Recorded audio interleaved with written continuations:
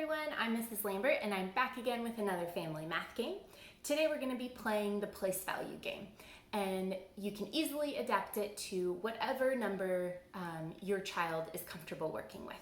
So hundreds, thousands, maybe even some decimals in there too. Okay, let's get started.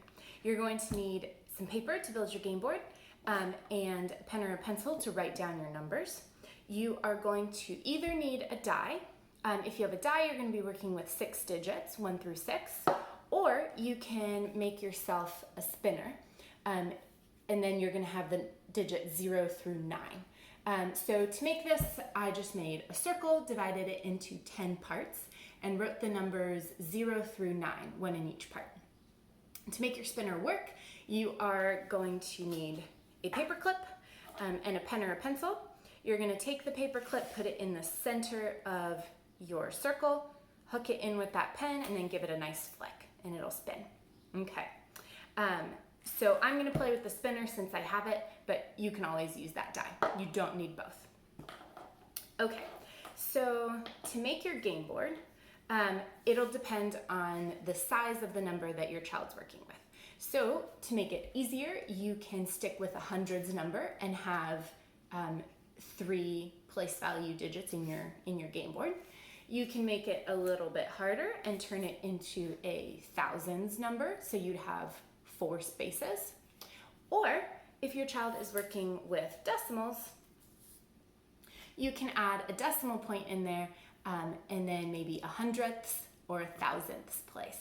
So this is up to you and your family and what kind of numbers you're working with. Before you start, have a discussion with your child about the game board.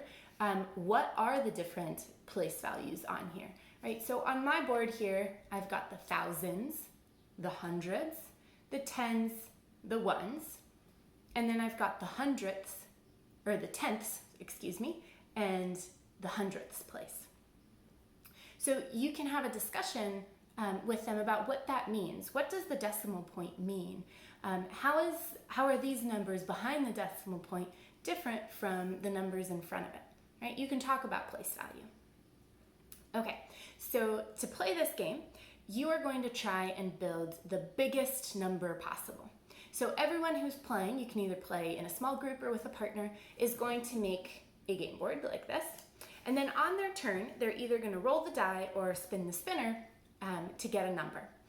As soon as you get a number, you can decide which spot you want to place it in your number. However, once you write down the number, you can't move it. So you're going to have to use some strategy to decide where you want to place it in order to get the biggest number possible. Okay, let's play. So I'm going to use my spinner, hook that paper clip in there, and give it a nice flick. I have the number 4. So a 4, that's kind of a mid-range number. It's not the highest I can go, and it's not the lowest I can go. So I think I'm going to put it somewhere in the middle of my number, maybe the hundredths place. Okay, if I was playing with a partner, it would be my partner's turn now. Okay, let's give it a flick. A 6.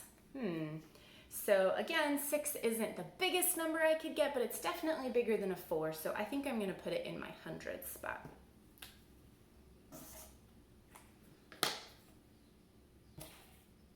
A 0. Okay, so if I were to put a 0 at the front of my number, that would be like taking away that whole place value, right? I'd be taking away the thousands place, which I don't really want to do. So I think I'm going to do the opposite and put it all the way at the end, put it in my hundredths place, because that's the smallest possible place I can put it. So as you're playing this game with your child, ask them questions like that. What is their strategy? Why did they decide to put their number where they did, right? What are they thinking about? How are these numbers different? Maybe you even want to get into probability with your older children about saving a spot, right? How likely is it that you're going to get a number that's bigger that you can put in the thousands place? Or do you want to play it safe? And is that the biggest number you're going to get? So those are the types of discussions you can be having. Okay, let's fast forward. And let's say I built this number. So then you're going to compare with everyone, right? And you're going to decide who has the biggest number. And then ask your child to read the number and find out if they know how to pronounce all those place values in the number they made. So in this number, it would be 7,254 and 3/10, right? There's nothing in my hundredths, so I don't say that number, right? And some other questions, some follow-up questions you can ask is that the biggest possible number they could have gotten? Or if they rearranged their digits, would it be bigger? Maybe you can compare the numbers of everyone at the table. How much bigger was the winner's number than everyone else's, right? So you can expand this game however you want to, right? And if you need to dial it back, use less digits in your number, and that'll simplify the game for your child. Okay, I hope you had fun. Enjoying creating big numbers, right? Maybe you could put a twist on the game and make the smallest number possible. How would that change your strategy? And enjoy, spend this time with your family, bond over some math, and I'll see you next time.